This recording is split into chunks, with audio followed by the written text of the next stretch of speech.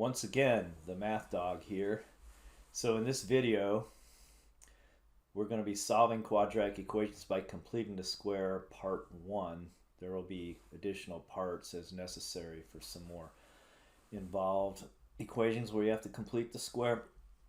So I would identify this as an Algebra 1 topic, grades 8, 9, possibly a 7th grader. If they're in Algebra 1, they would have to deal with this at some point. So before attempting this video, you should be familiar with factoring trinomials, putting radicals in simplest form, and how to just complete a square. As usual, this video is not to be shared or reproduced without the written consent of the creator, myself, the Math Dog. So here's an example of completing a square. I did this in a previous video, but I want to do a quick review here of completing a square. So to complete a square, first of all, you need we're going to deal with a second degree equation, a quadratic equation. So, or I should say this isn't an equation, a quadratic expression. So really that's x to the first. So it has to have in whole number exponents. The highest power must be 2 for it to be a quadratic or second degree expression. So we'll talk more about that in a moment. So to complete the square, I have to write in the descending powers of x, starting with x squared. So then minus 22x to the first, or x. So I take this term, take half of, I should say the coefficient of the x term, which is negative 22. Take half of negative 22. So this is the coefficient of the x term, negative 22. Well, that's negative 11. That's step 1. Step 2 is I square that, and that's going to be 121. So now I complete my square by adding 121. So this is not an equation because these are not equal. But now I can factor this as a binomial squared, putting x here, and then again half. Two numbers that multiply to 121 and add up to negative 22 are negative 11 and negative 11. So we get x minus 11 squared. Again, you could check that using a box to convince yourself that works. Or I'm trying to convince you that it works also. So x times x is x squared. X times negative 11 is negative 11x. Negative 11 times x is negative 11x. Negative 11 times negative 11 is positive 121. Notice the diagonals are like terms. So we get x squared minus 22x plus 121, which factors to that. Let's do another example, a little more complicated. So again, we've written this in descending powers of x, and it's a quadratic or second degree equation because the highest power exponent is 2. So what I do is I take half of a tenth. That's 1/2 times a tenth. Well, that's 1/20th. Okay, and then the second step is you square 1/20th. Well, that's 1 times 1, which is 1 over 20 times 20, which is 400. So to complete the square, we get x squared plus 1/10 x plus 1/400th. So if you remember how you complete the square, you can see that this is going to be x. This has to be right here. This has to be 1/20th. So this is a binomial squared. Our final completed expression factored is quantity x plus 1/20th squared. Okay, again, you could check this to convince yourself that, in fact, that worked.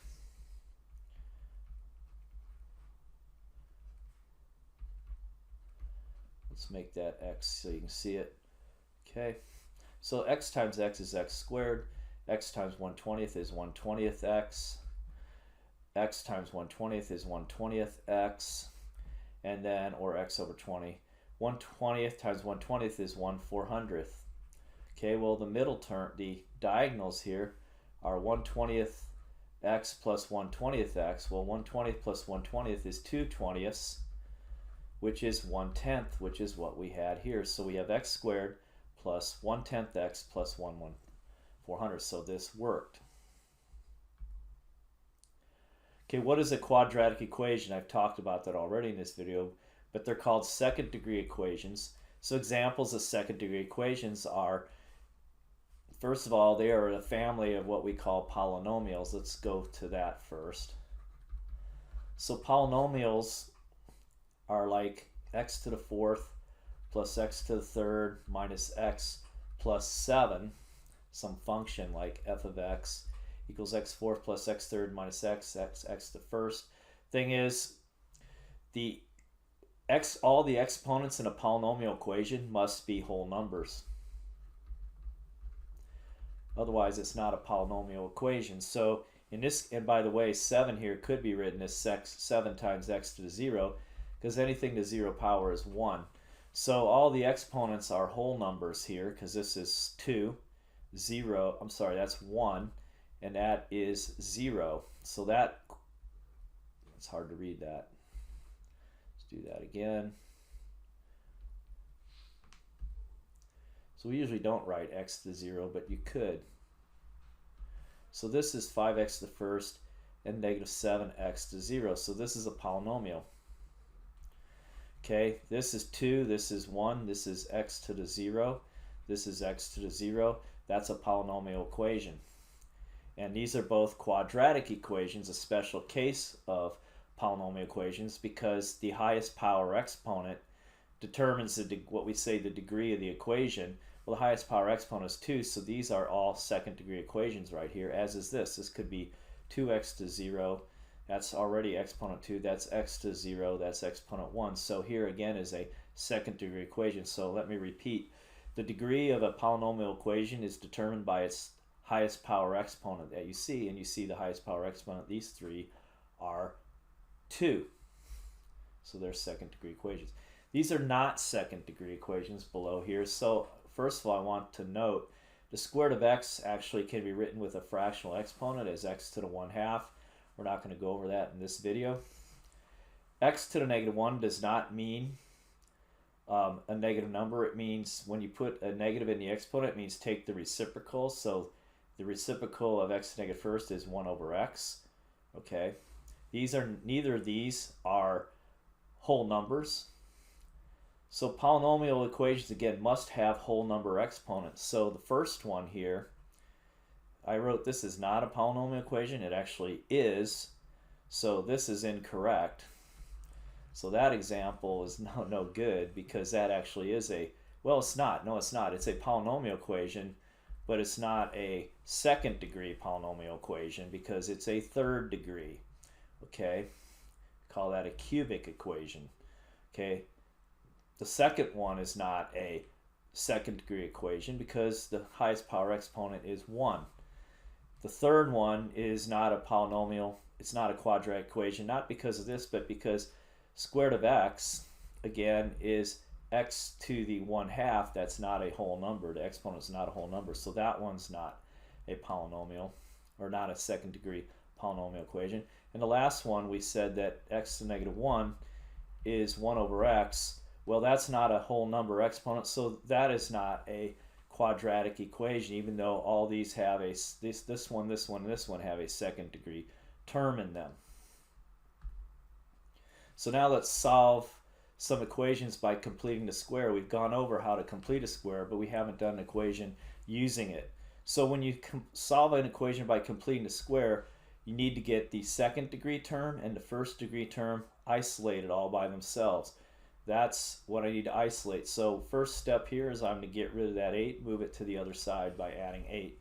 So I have x squared plus 4x equals 8. Now I complete the square. I take half of the coefficient of 4x, which is 4, which is 2. Then I take the 2 and I square it, which is 4. And I add it to this side, but to keep it balanced, I have to add it to the other side. So I have x squared plus 4x. I add a 4 here. Add a 4 here. So now I have x. I can factor this. This is going to be x plus 2 quantity squared equals 12. Okay, next step, when I solve a quadratic equation by completing a square, I need to get rid of this. I need to get to x. Well, right now I have an exponent 2. To get rid of an exponent 2, I take the square root of both sides here. So I do this. Okay, so the procedure then is there are what we call principal and negative square roots. I write the absolute value of x plus 2 equals the square root of 12. Okay, so that's always what I'm going to do here when I have a even, at least an even power. When I take a square root, I will always do this. So now I'll remove the absolute value sign, because absolute value, there's going to be two cases. I write x plus 2 equals plus or minus the square root of 12. Okay, I'm solving for x, so I subtract 2 from both sides, and I get x is negative 2 plus or minus the square root of 12. But I can simplify square root of 12. That's not simplest radical form, because we talked about this in a previous video, but the factors of 12 are 1, 2, 3, 4, 6, and 12.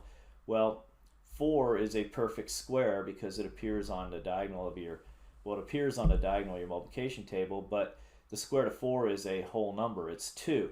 So I can write square root of 12 as square root of 4 square root of 3. So that's 2 square root of 3. So my final answer in simplest radical form is going to be negative 2 plus or minus 2 square root of 3. And this means there's two roots. Remember, second degree equations actually have two solutions. A third degree equation would have three solutions. We're only dealing with second degree equations. They always are going to have two solutions. So one of those solutions is negative 2 plus 2 square root of 3. The other solution is negative 2 minus 2 square root of 3. That's what this means. Instead of having to write it this way, I can compact it and write it this way. So there's our final solution. There are two roots to this, which is the same, means two solutions. And we also, all these are synonyms, they mean the same thing, two zeros. Okay, let's take a look at another example. So here we have x squared plus 6x minus 5 equals 0. This is not factorable, so we cannot use at least factoring with integer numbers, which are the positive negative whole numbers, because there are not two numbers that multiply. There are no two integers that multiply negative 5 and add up to positive 6. So we're going to use completing the square. So that's what I need to isolate, the second degree term and the first degree term.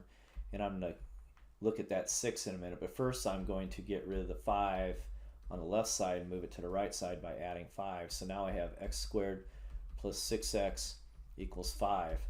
So now I take the coefficient of the x term. So I take half of 6, which is 3. Then I square 3, which is 9. So I'm going to add 9 to both sides now,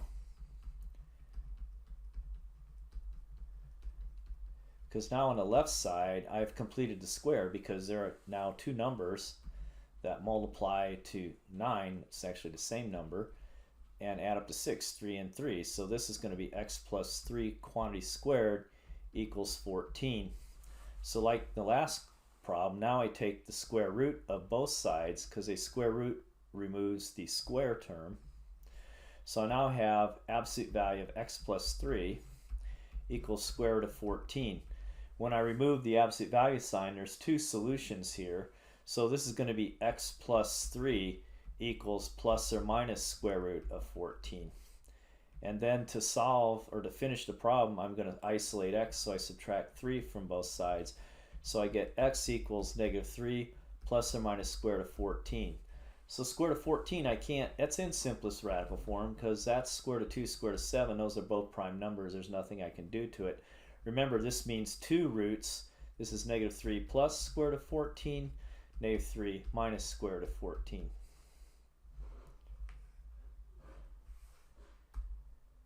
Okay, let's look at another problem. In this one, we got to rearrange terms. We need to get the x squared and the x terms on the same side, and get the constants, the 2 and the, need to get the 2 over here. So I'm going to first, there's no like terms I can combine, so I'm going to subtract 2 from both sides. So I get x squared minus 14x equals 4x plus 16. Now I need to get the x terms on the same side, so I'm going to subtract 4x from both sides. You could have done the x's first, then the 2 later, it doesn't matter. So now I have x squared, and that's going to be minus 16x equals, those go to 0, cancel out, equals 16. Okay, so now I take the negative 16 I take half of it, which is negative 8. I then square negative 8, which is 64. So I have x squared minus 16x plus 64, and I have to add 64 to both sides.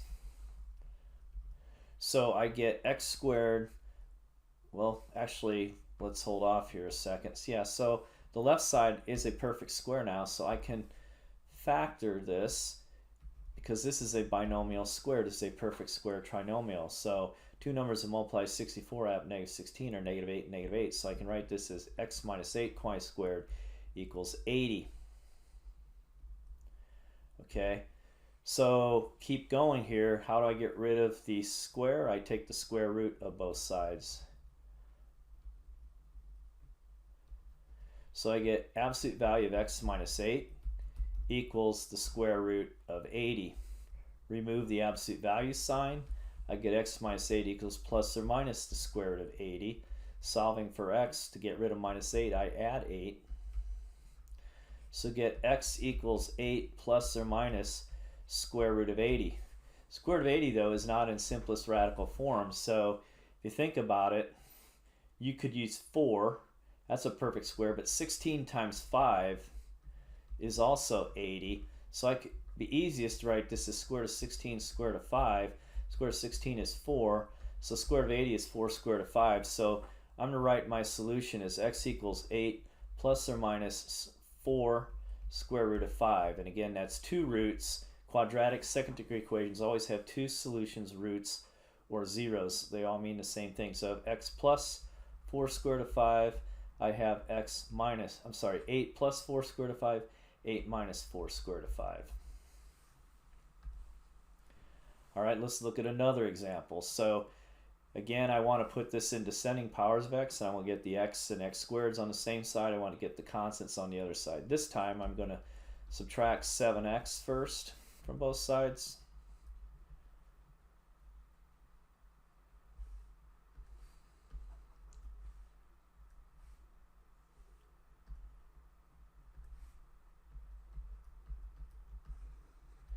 Bring down the equal sign. That's 8x plus x squared minus 3 equals 5. Now I'm going to rearrange this to descending powers of x.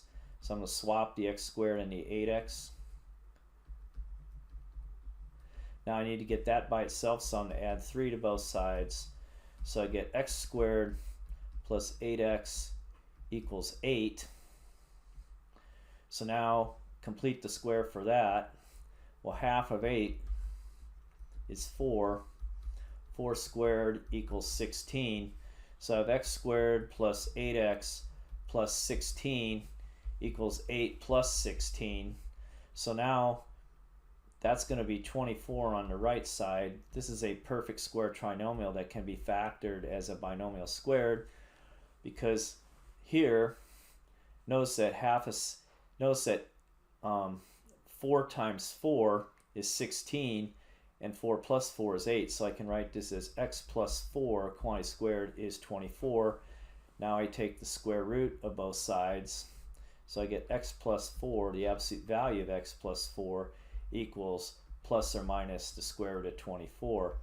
So remove, I'm sorry, not that, I'm getting a step ahead. So absolute value of x plus 4 equals square root of 24. Remove the absolute value sign, and I get plus or minus the square root of 24. Well, square root of 24 is not in simplest radical form, because I could write this as square root of 4 square root of 6, which is 2 square root of 6. Can't do anything to square root of 6 because square root of 2 square root of 3, those are both prime numbers. And square root of 1 square root of 6 doesn't help me. So this is the simplest radical form. So I'm going to first of all subtract 4 here. So to get x by itself, so I have negative 4 plus or minus square root of 24, but square root of 24 is 2 square root of 6, so we get x is negative 4 plus or minus 2 square root of 6, which again, there are two root solution zeros. That's negative 4 plus 2 square root of 6 and negative 4 minus 2 square root of 6. Okay, so now I want you to stop the video and I want you to do this problem, and then when you're done, turn the video back on and see if you got what I did. Okay, so let's take a look at this.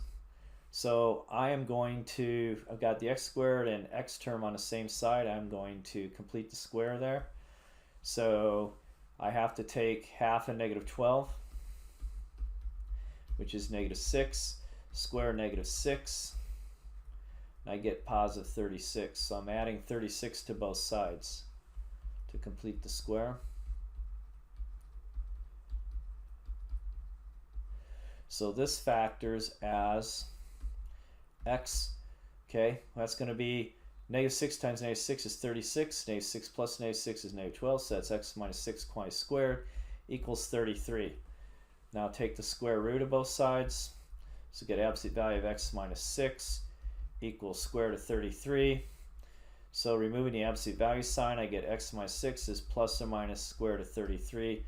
There's nothing I can do that is in simplest radical form. Square root of 33, factors of 33, for example, 3 times 11, both those are primes. There's nothing I can do there. So add 6 to both sides, I get x equals 6 plus or minus square root of 33 as my final answer.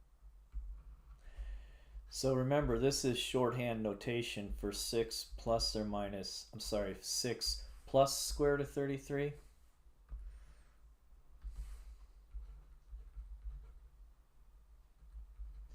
And 6 minus square root of 33.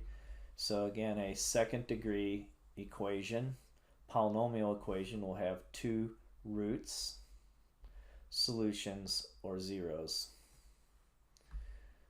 So now stop the video. I want you to do this problem. When you finished it, start the video and see if you agree with what I got. Okay, so first thing here is there's my second degree equation, there's my second degree term, my first degree term. I need to isolate them to complete the square, and I'm going to add 3 to both sides. So I have x squared minus 20x equals negative 4. So I'm looking at this. I take half of negative 20, which is negative 10. I take negative 10 and I square it, which gives me 100. Okay, so I'm going to add 100 to both sides of this equation.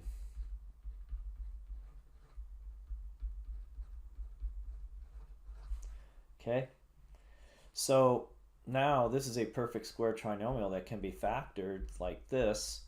So there's going to be x there. So two numbers that multiply to multiply to 100 add up to negative 20 are negative 10 and negative 10. So I can write this x minus 10 quantity squared equals 96. Now I take the square root of both sides.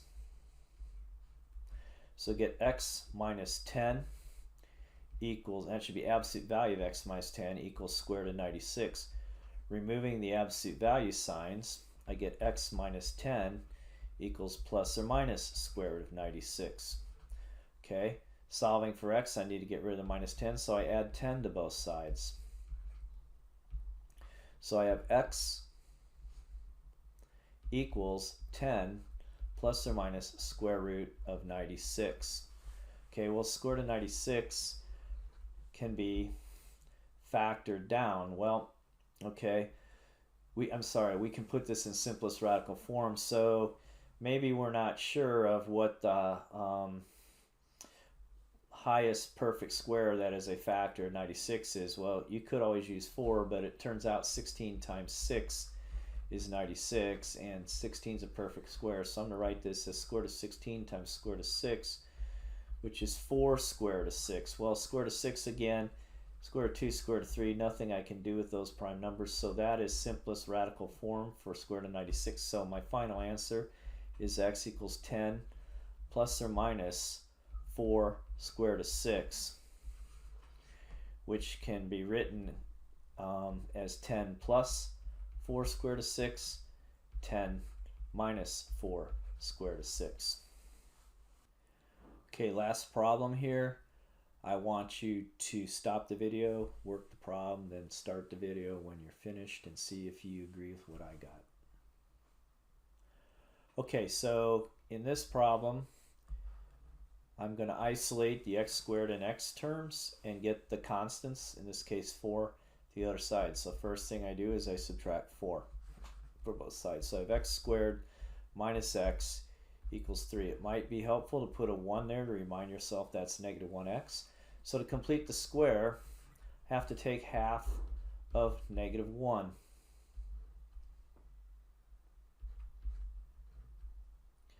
Which is negative 1/2. Okay, then I need to square negative 1/2. Same process I've been doing in all these problems. And we've been doing all these problems. So that's 1/4.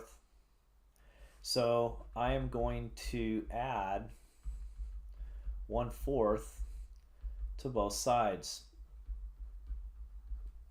On the left side, that is a perfect square trinomial because I can factor this as x minus 1/2 quantity squared, because negative 1/2 times negative 1/2